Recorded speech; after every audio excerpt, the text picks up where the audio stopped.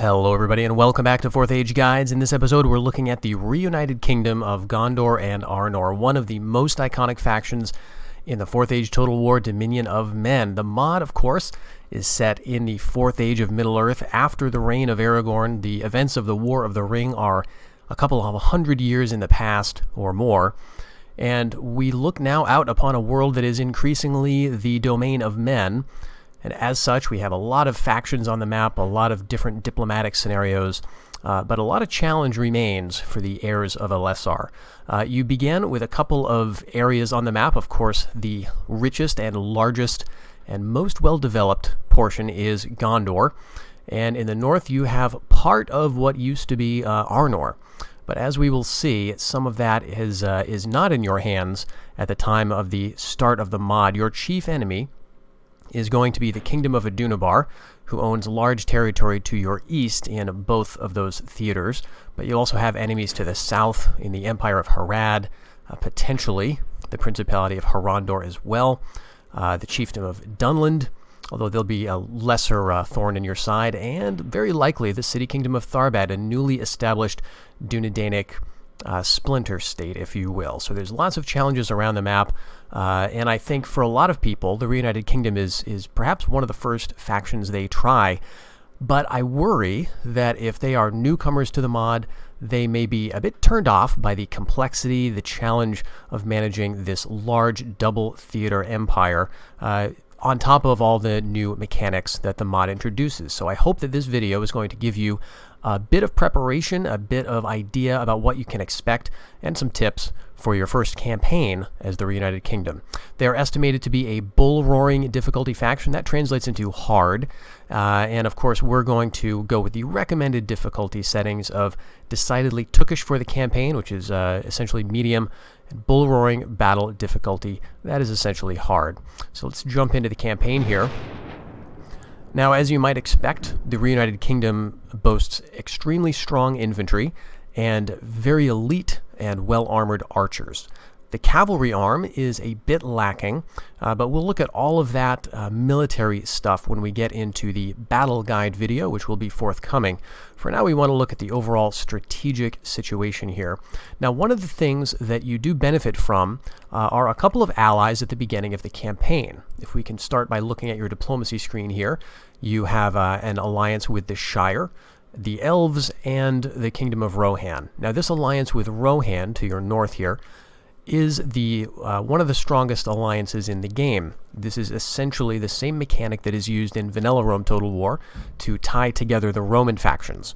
So you have a somewhat unbreakable alliance. I say somewhat because, of course, even in Vanilla, the Romans can go to war eventually, and that may happen here as well. If you eliminate all nearby enemies and Rohan has nowhere else to expand, then they may attack you.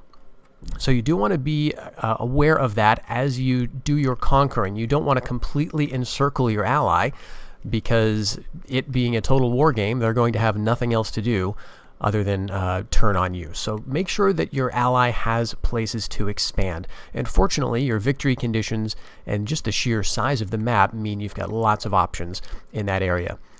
The Elven Alliance is less important to you, but you will border or almost border the Elves. If we look up here at Mithlond, the Grey Havens, you do have a settlement right near it at Numinas, which is kind of trading, but you're not going to get a lot out of them. The Elves in this mod are largely a passive faction when they are not being played by the human player, so they will basically just sit here in their territory. You do, let me see, I believe you do have military access with them, but there's really no need to ever use that, and I would not recommend it, because if you do trespass on Elven territory, you may get attacked. This is just a vanilla behavior where a faction that is passive is very defensive about its territory. The same is also true for the Shire, by the way. I would not necessarily trespass on Hobbit territory, not because they're a threat, but simply because it would be annoying for them to attack you. And again, you don't really need to. You can pretty much leave the Shire alone as a safe buffer zone and trade partner. Now, I will say that if you are feeling particularly unlore friendly, you may take over this territory for some very, very wealthy land. There's lots of villages here, as you can see by the minor town icons. If we get a little bit closer, you can see these a bit better. So all of these are bringing in some land tax, some good income, and you do get the pipeweed resource, but you also have some of that to start at Bree. So the Shire is there. If you are feeling like you really need your economy to get a shot in the arm, I guess you could take it over, you monster. I would not recommend it personally if you want to have a lore-friendly, immersion-friendly game. So you do start off at war, though. You've got 3 wars with Adunabar, Harad, and Dunland, and more wars are very likely. So let's talk first moves. Well, at the beginning of the campaign, your capital is right down here, so the map is going to be centered in this theater, the Lower Anduin, and you'll see that there are some fairly strong armies of Adunabar in the region. There's a field army just north of Minas Anor. There's a strong army in Minas Ithil, and another one in Emin Arnon. You do have a scout here, which is what we call spies in the mod, to get a bit closer and see what all these armies entail. And you'll see that they're a pretty even match if you sort of were to combine some of them together for what you start off with in your capital. You have your ruler here, who has some good traits, good ancillaries, but he is getting old. He's seasoned, in fact. And for those of you new to the mod, you'll notice that there is no age indicator for any characters in the mod. This is because age is kind of a hard-coded thing, and so rather than display the age, we've gone with traits to indicate roughly how old a character is, and these traits vary from the mannish characters to the elves to the dwarves, just to give a sense of those relative ages of those characters. But this is telling you that he's getting older and he may die of old age fairly soon. So to that end, you can't just afford to sit in your capital, even though it is very strong, and just hold off the enemy. You want to get your armies together fairly quickly on turn 1 and do some cleaning up of this region, right around the ruins of Osgiliath. You want to try to eliminate as many armies as possible and start taking some territory very quickly. One good move might be to attack this field stack with what you have here. You could defeat this fairly straightforwardly in a battle, and then your path would be open to move on to some of these other territories. For example, there is a settlement right up here, Calenhad, that is very, very lightly held, technically owned by Adunabar at the start of the campaign, but this is one of your settlements. It's in fact on your list for victory conditions right there. Oh, actually, I guess it's not. That's Emin Arnon. But this, in any case, is technically part of Gondor. It's the province of Anorian, and so it would be relatively easy to incorporate that into your territory. This would also give you a border with Rohan, which would allow some trade to occur between you and them. This can be a double-edged sword, I suppose, but I haven't had much trouble with Rohan attacking Calenhad as long as they have other places to expand, particularly to the north over here and towards Dunland. So they'll be doing that for quite some time. So Calenhad is a relatively quick grab. It's also kind of important to take this because if you leave it, Adunabar is going to continue to send troops down to besiege you in Minas Anor, and this is a very good grower, a very good and important economic settlement. So you don't want this to be under siege very much. So taking this, taking Caer Andros, and taking Emin Arnon are good early moves along with Minas Ithil, basically taking everything you see here so that you can just kind of build these settlements up in peace. Now, before you go off conquering with this army, though, it's worth looking around at your other settlements to see what kind of troops you have already there. And some of these troops are kind of a hint at what you can eventually train in these places. So, for example, Arnak does have a single unit of Lasarnak Axemen. And so this is one of your relatively rare armor-piercing units. I really like these guys. They come in a unit size of 71. They've got good attack, good defense. And so although their upkeep is fairly high, they do a lot for you. So I like to have a unit in an army, but it's a while before you can actually train them because this is the only place they come from. They are, of course, Lasarnak Axemen, so they come from here. And what you will need to train them here is a third-tier barracks. The hosting halls will allow you to train Lasarnak Axemen in the settlement of Arnak. However, in order to build hosting halls, you need to set it to a military policy.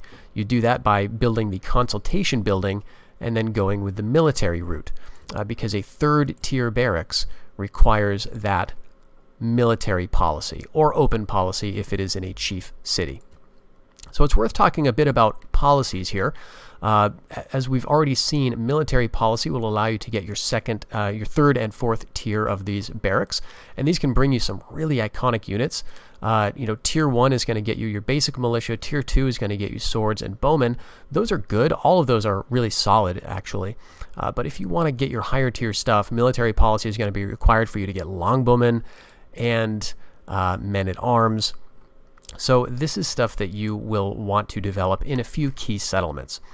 Your other policies, though, are also important. So again, if we can look at the policy, I guess that'd be right here.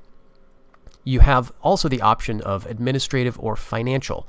And an administrative policy is going to open up some interesting options for you, including militarily, actually. Because, as you can see here, libraries, the places of lore, will allow you to train city ballistas and, importantly, citadel catapults. Catapults are an excellent unit, and I would highly recommend getting at least a couple of units for your armies because they make an amazing dent in approaching enemies. So the ballistas I don't have a ton of use for, but the catapults are excellent and highly recommended. But in order to build them, you need to get the Great Library, which does require either open or administrative policy. This library building, though, is also important just for law bonuses. This increases law not only in the settlement where it is built, but throughout your territories. And when you remember that law not only increases public order, but decreases mismanagement or corruption, then you can understand that this building is going to be quite important to securing your finances, actually, as well as the public order throughout your realm.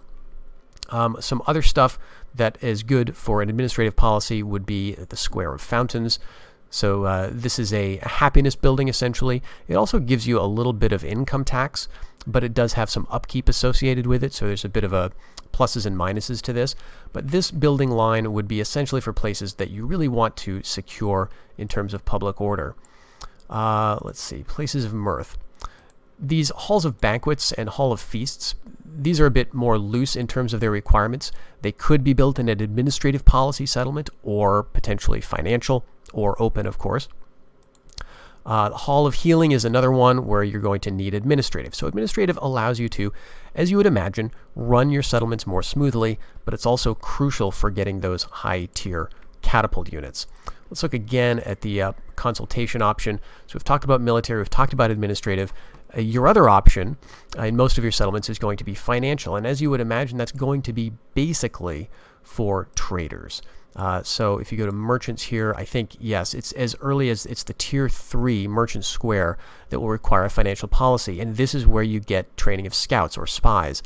And then it's the next level of merchant's quarter. That's also going to require finances. So if you want any scouts to be out and around and spying out for you on the campaign map, you're going to need a settlement with a financial policy or an open policy, but also this level of building. Now, the fourth policy, open, is only available in a few predetermined settlements. It's the settlements that have this blue banner next to them. This indicates that we're looking at a chief city. I think it's more easy to see it here. Yeah, chief city. This province holds an influential center for the local culture, offering advantages to any ruler. Now, there's a lot of chief cities in your territory, as it turns out. This is one. Arnor is one. Minas Ithil is one, although that's kind of a special case we'll talk about a little later. The other chief city is Dol Amroth, and that's about it for Gondor. Edoras is another chief city with a banner. Basically, every faction has one somewhere in its territory.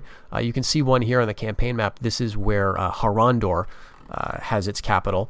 And Umbar, further down the coast, that's another chief city. So you can find these kind of scattered across the map, and when you see them, they are a priority because they allow you to build any building.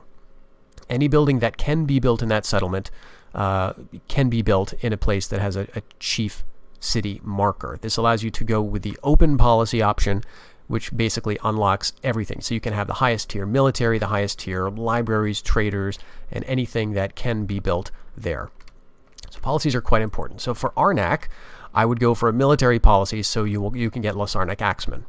Pelargir is another important settlement for you. It is very crucial to your navy, which is an important facet of playing the Reunited Kingdom. Not many factions in the mod have to worry about sea trade or sea travel or maintaining a navy, because of course Middle-earth is mostly inland. There are a few sea-facing provinces, and for those few, they sometimes have to worry about naval stuff. But mostly it's the United Kingdom and Harad. And that's because they both have naval forces in the area. You can see a couple of fleets of Harad already right here. They've got some decent units, especially these Corsair Marauders.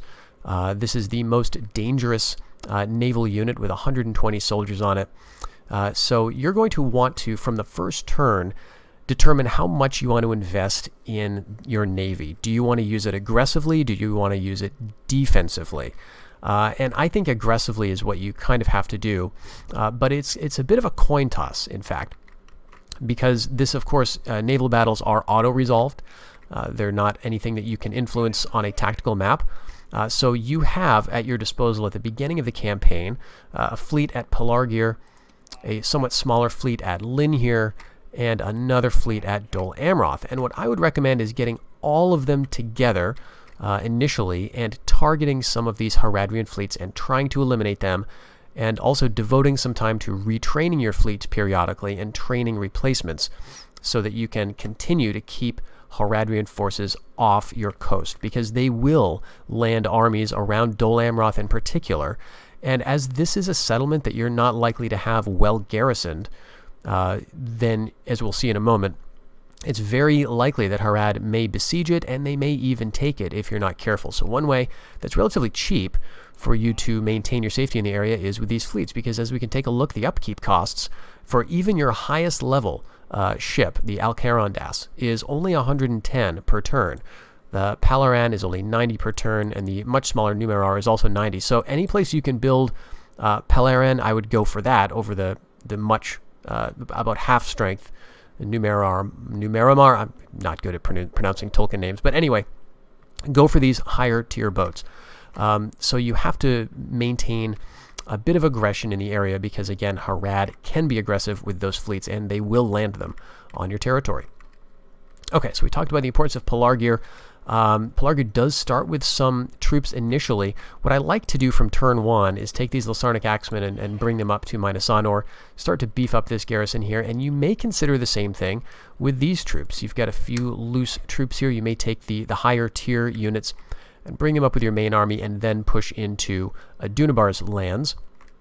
And you may also look around in your homelands, because Linhir has some troops that you don't want to just keep sitting in the settlements, because King's Longbowmen are excellent fighters and they have a very high upkeep.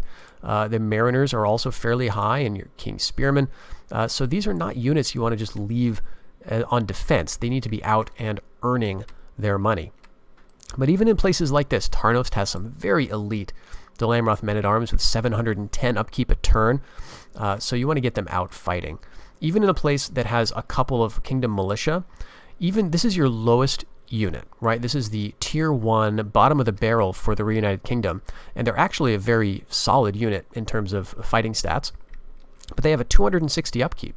So absolutely, take one of these, leave one as garrison, I guess, but take one and move him over towards the front where they'll be of some use.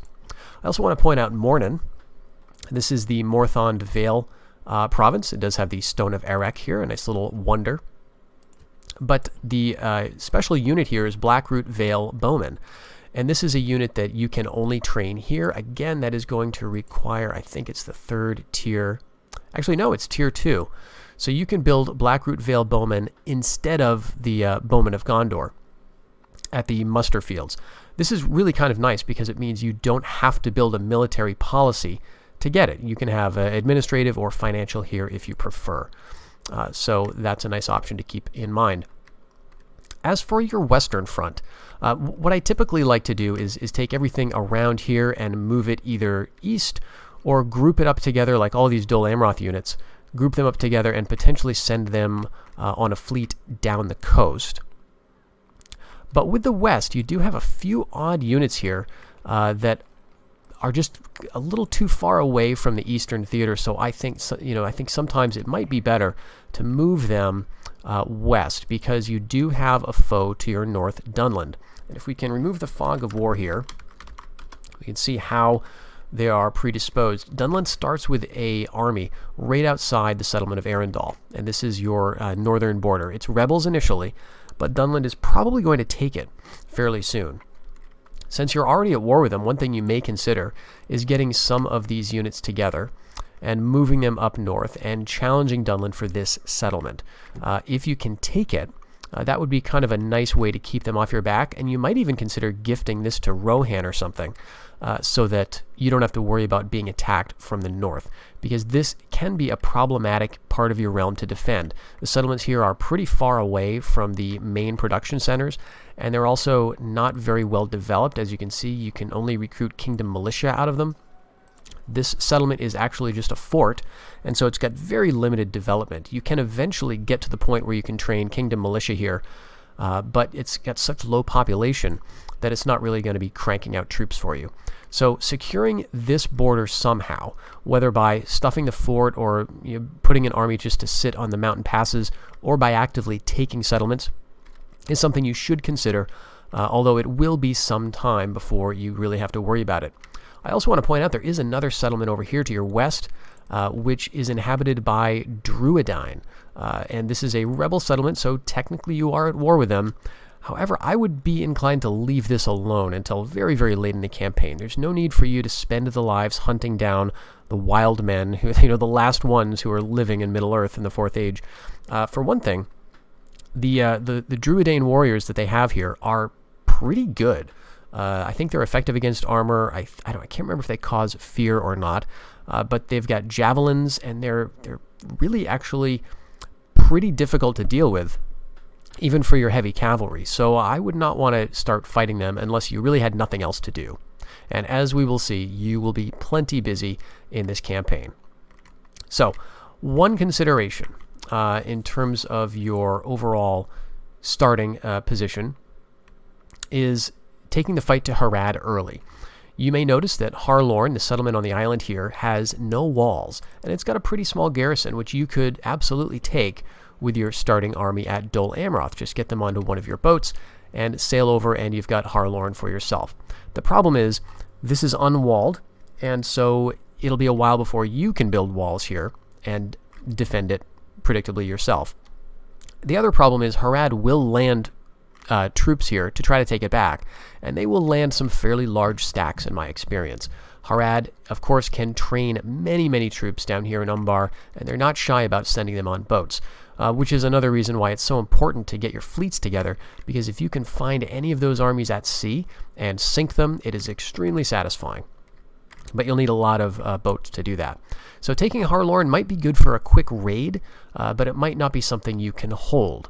So instead, you may look to taking the fight more aggressively to the Umbar region.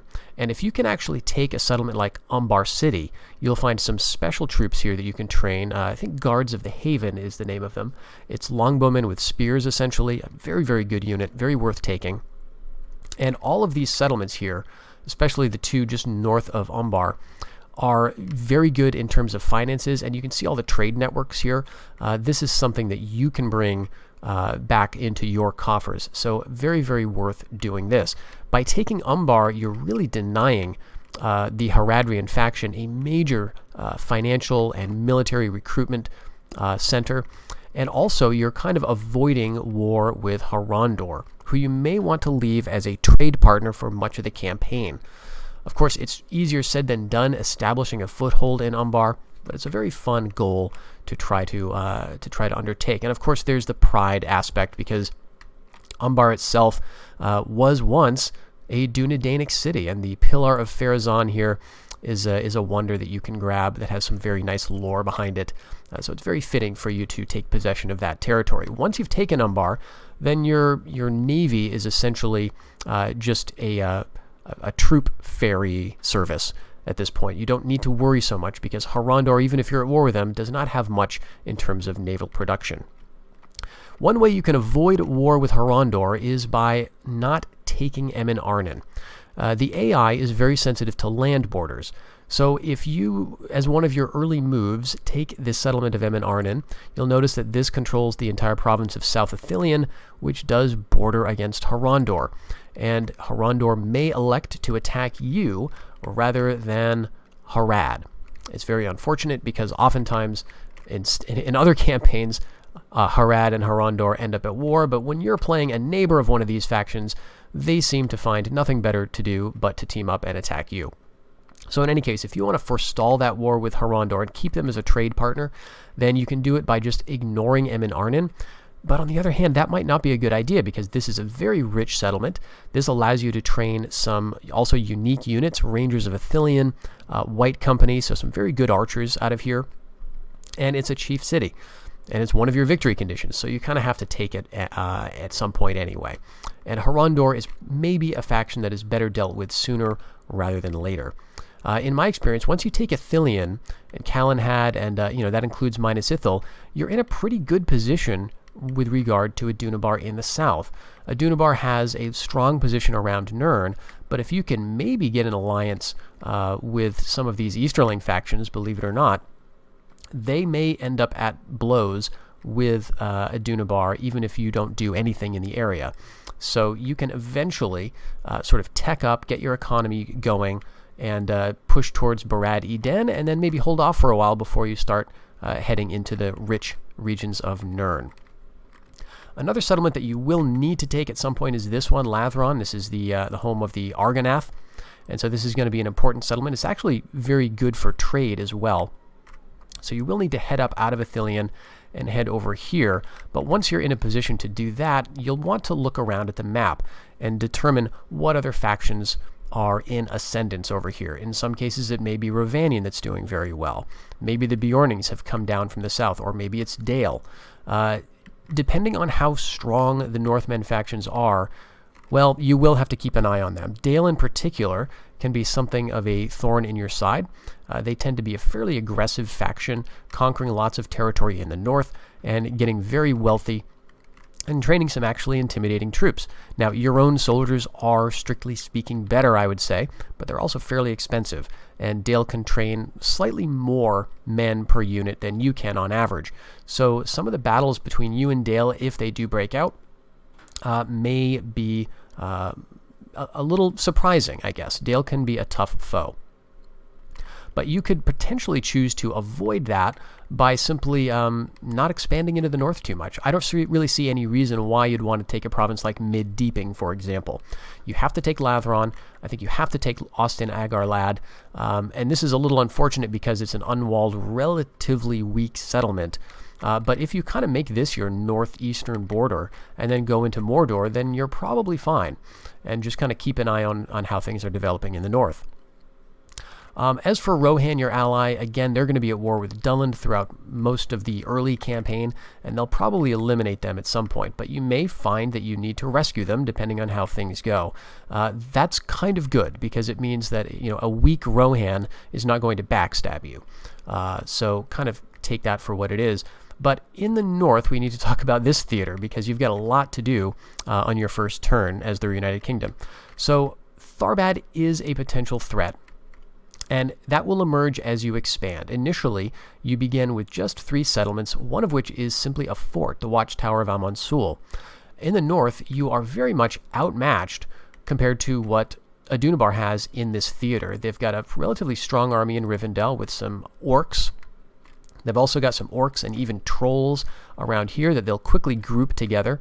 They've got a full stack just waiting in the north, and they've got a decent force that is capable of taking Fornost in the first few turns. You, on the other hand, have about a quarter stack at Numenest, just a few units at Bree, and a couple units in the Watchtower. Now, these units, if you can group them up together, are capable of dealing with everything that Adunabar has, but it's going to be a longer war than you might expect initially, because you're going to be, defeating a few armies here or there, maybe even making some gains, and then a full stack will come out of nowhere. Oh, they've got this other stack here. Right, so that's how it's going to feel like. You think, oh, okay, I must have defeated all of what Adunabar has, and then they'll have something else.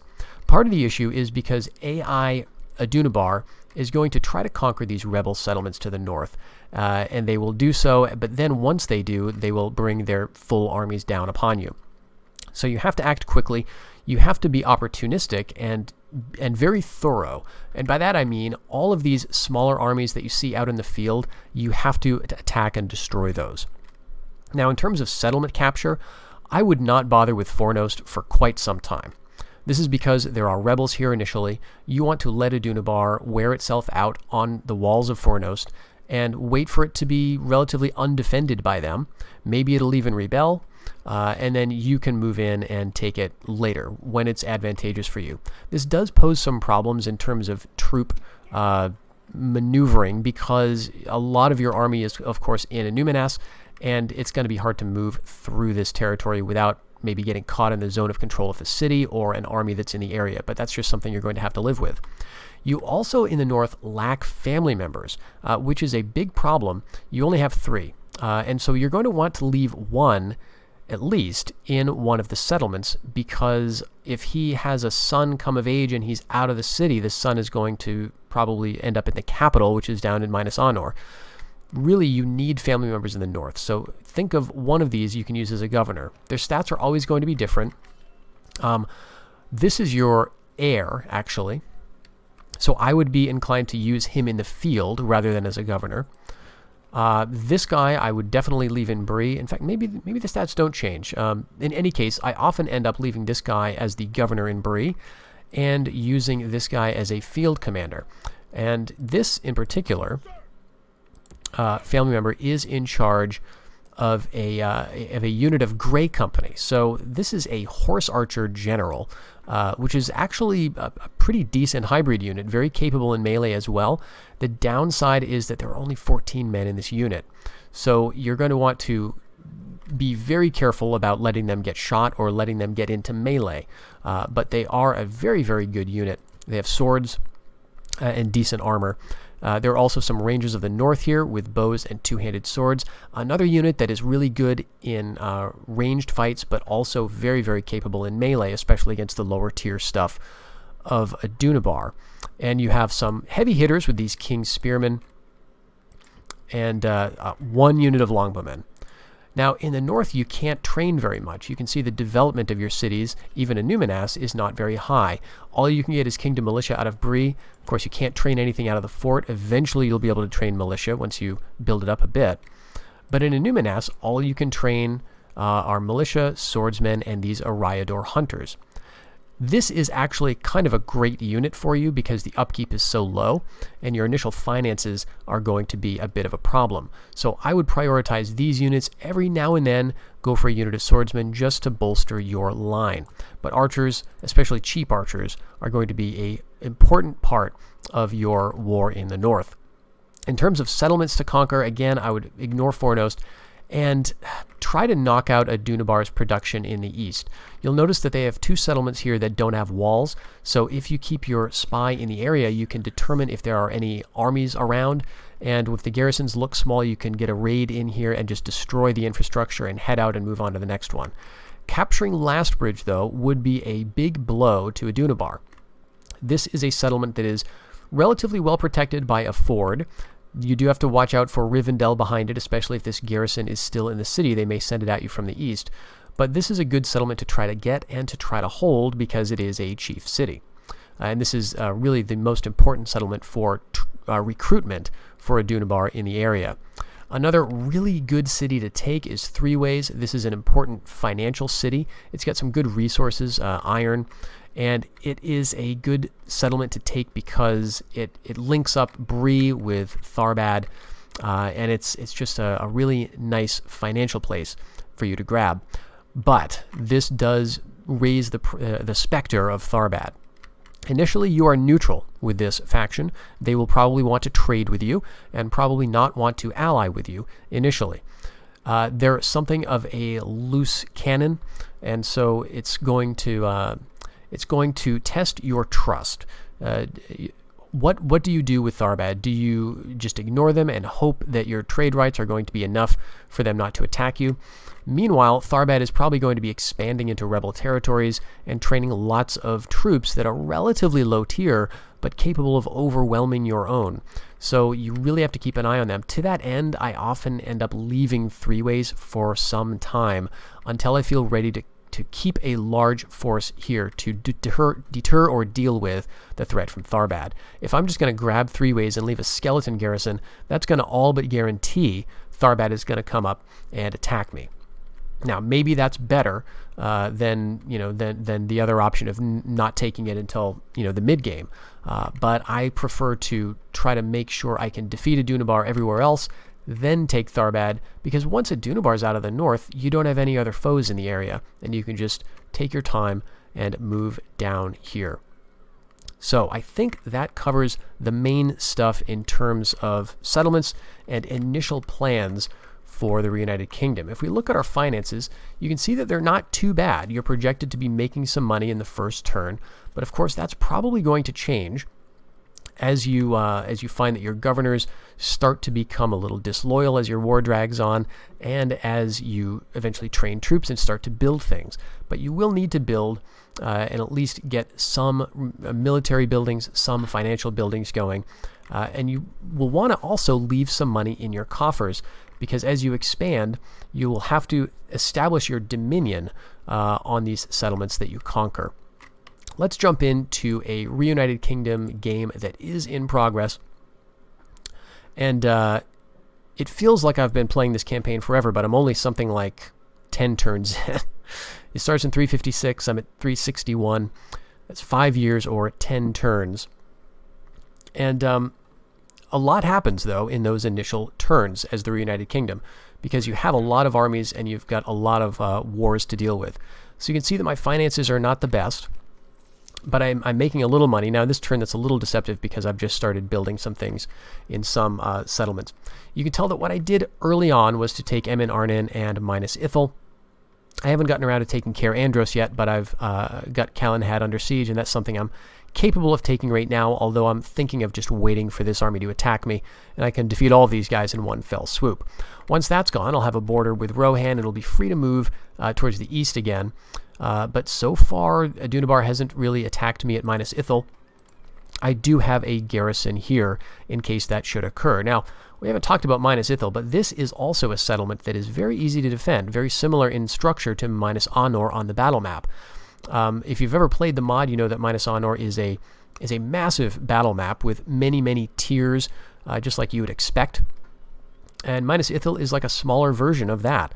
And so any armies that attack you here, if you fight on the siege map, they're going to have their fight cut out for them. So you can defend this with a relatively small force. But I did get into some trouble, of course, because once I took Emin Arnin, that meant that Harondor was going to attack. And so I just went with it and have started moving into their territory. Made some decent progress here. I've defeated several of their armies outside this settlement, and now I'm feeling like I'm just about ready to begin moving towards Harngond, where I can, once I take this, I'll feel really good, because this is their capital.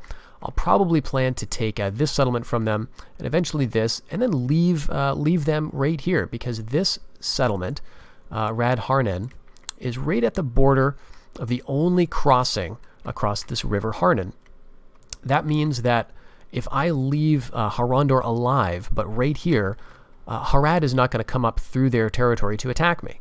So I'm going to be completely happy leaving a weakened buffer state of Harondor right by the river, and so then I can just focus on other things, probably getting my fleets down to take Umbar. You can see that Harad has landed some troops. It's a relatively small force, but this is a problem for me because I don't have much in Dol Amroth.